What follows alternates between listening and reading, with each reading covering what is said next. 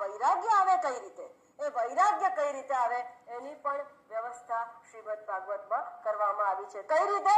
તો કે જુદા જુદા લીલા ચરિત્ર, આખ્યાયિકા, કથા અને અવતારની વાત કરીને તમને એવા રસમય કરી દેવામાં આવે છે, રસ લેતા કરી દેવામાં આવે છે, મગ્ન થઈ જાવ છો, ભગવદાકાર વૃત્તિ તૈયાર થઈ ગઈ છે, માટે ચિત્ત શુદ્ધિ થવા પામે છે. બીજા પદાર્થનું ચિંતન આપોઆપ ન થવાથી વૈરાગ્ય ઉત્પન્ન થાય છે અને વૈરાગ્યની જ આટલી જ જરૂર છે. આ વૈરાગ્ય ઉત્પન્ન થતા શું થાય છે? અંતઃકરણની શુદ્ધિ થાય છે. આ શુદ્ધિને વેદાંતની પરિભાષામાં શોધન કહીએ છીએ. વધારે કોઈ ફરક નથી. આ શુદ્ધિ એટલે કે શોધન.